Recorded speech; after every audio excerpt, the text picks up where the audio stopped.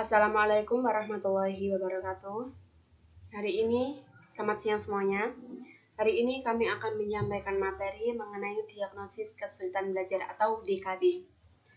Sebelumnya, perkenalkan kami dari kelompok 12 yang beranggotakan saya sendiri yaitu Sania Fauzi dan dua teman saya yaitu Intan Hilyati Salma dan juga Linda Eka Rianti. Pertama, mari kita bahas mengenai pengertian diagnosis sendiri itu apa.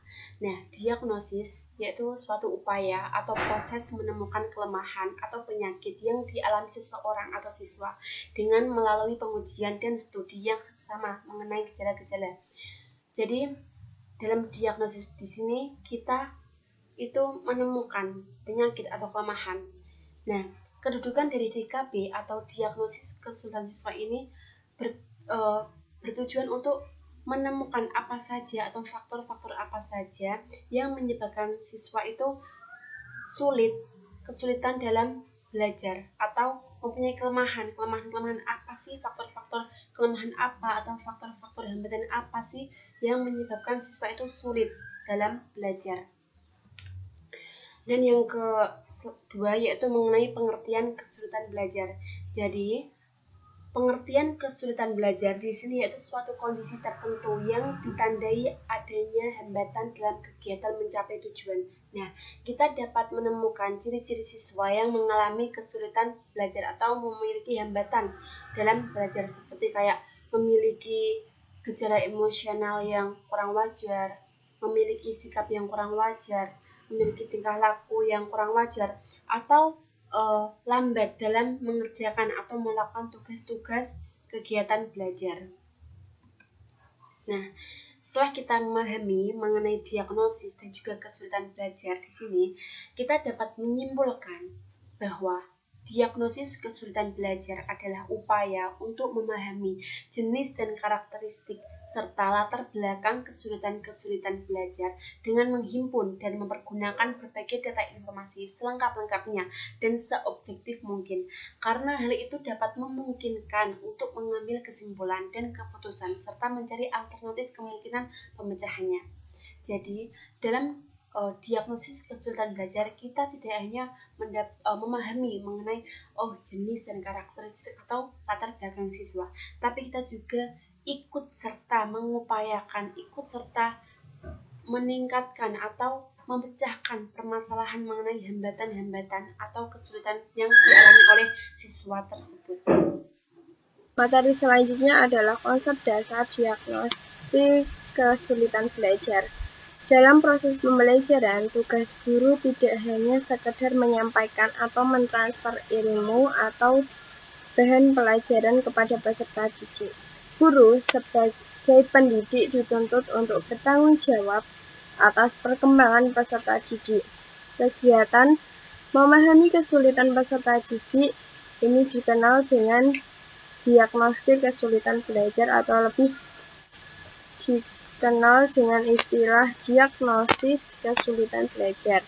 Konsep diagnosis kesulitan belajar merupakan proses menentukan masalah atau ketidakmampuan peserta didik dalam belajar dengan meneliti latar belakang penyebab dan atau dengan menganalisis gejala-gejala atau hambatan belajar yang nampak serta membantu peserta didik dalam mengatasi kesulitan belajar. Untuk memahami letak kesulitan belajar, maka diperlakukan suatu kegiatan yang disebut dengan diagnosis kesulitan belajar. Saya Linda Eka Rianti dan di sini saya akan melanjutkan pemaparan materi yakni tentang langkah-langkah diagnosis kesulitan belajar. Jadi di sini ada 5 langkah dan yang pertama yang harus dilakukan adalah melakukan observasi kelas, melakukan observasi atau penelitian. Observasi kelas ini juga biasanya disebut dengan identifikasi kasus atau identifikasi masalah. Dan ini bertujuan untuk mengetahui siswa mana yang sedang mengalami kesulitan belajar di bidang tertentu. Maksudnya, contohnya adalah siswa A misalkan mengalami kesulitan di bidang ini dan siswa B mengalami kesulitan di bidang ini. Seperti itu. Nah, ada beberapa teknik yang bisa dilakukan oleh guru dalam melakukan observasi kelas ini. Contohnya adalah menilai hasil ujian para peserta didik dan juga melihat berjalannya proses pembelajaran.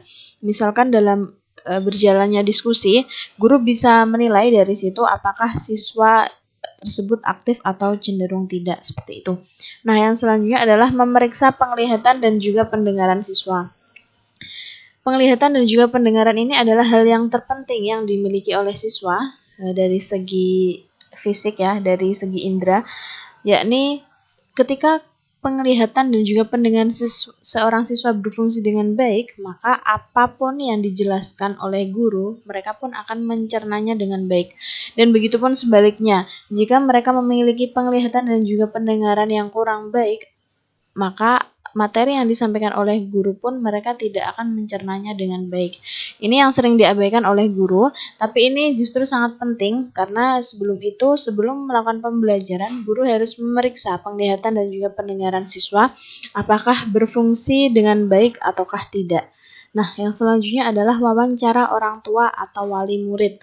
Ini biasanya dilakukan untuk mendiagnosis, misalkan khususnya seorang siswa yang sedang mengalami kesulitan pembelajaran. Di sini bisa kita lihat apakah salah satu faktor yang mempengaruhi kesulitan belajar siswa itu datang dari keluarga atau tidak.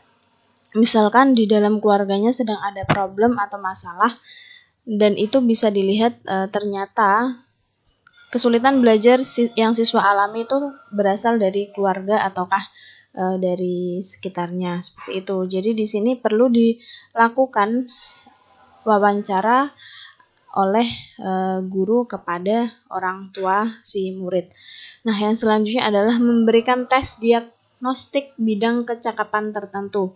Jadi yang dimaksud tes diagnostik ini adalah suatu tes yang digunakan untuk menemukan kelemahan-kelemahan dan juga kesulitan belajar bagi para peserta didik. Ini bertujuan untuk mengetahui apa saja sih yang mengganggu dan juga menghambat proses belajar siswa, apa saja yang membuat siswa itu mengalami kesulitan belajar. Nah, seperti itu. Biasanya tes diagnostik ini berbentuk respon dan juga jawaban secara singkat. Nah, yang selanjutnya adalah memberikan tes kemampuan intelijensi atau IQ. Tes IQ ini merupakan tes yang digunakan, tes yang bertujuan untuk mengetahui tingkat kecerdasan seseorang siswa dibanding sesamanya. Nah, maksudnya contohnya misalkan apakah siswa ini memiliki kecerdasan yang tinggi atau mungkin kecerdasan yang standar atau sesuai dengan rata-ratanya. Nah, kalau di tes IQ ini soalnya cenderung mudah, tetapi dibatasi oleh waktu yang sangat limit atau terbatas. Di sini penilaiannya bukan kepada berapa cepat dia mengerjakan, tetapi lebih kepada berapa banyak dia mampu menjawab soal secara tepat. Nah, yang selanjutnya adalah tindak lanjut diagnosis kesulitan belajar. Ini adalah suatu proses yang dilakukan setelah melakukan langkah diagnosis pada kesulitan pembelajaran atau biasa disebut tahap penyelesaian dari masalah atau hambatan yang dialami siswa.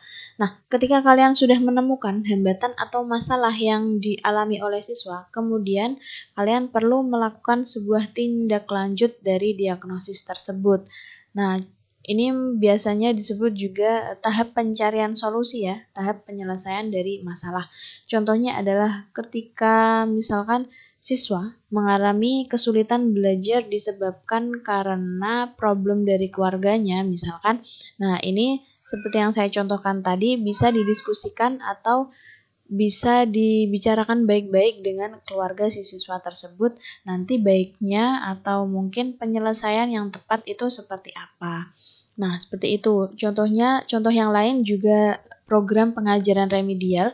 Ini adalah suatu program pengajaran yang berguna atau digunakan untuk memperbaiki dan juga mengoreksi kesalahan bagi para peserta didik. Ini juga cocok untuk dilakukan atau digunakan sebagai tindak lanjut dari diagnosis kesulitan belajar.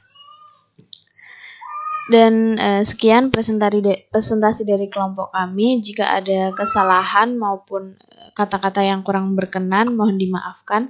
Wassalamualaikum warahmatullahi wabarakatuh.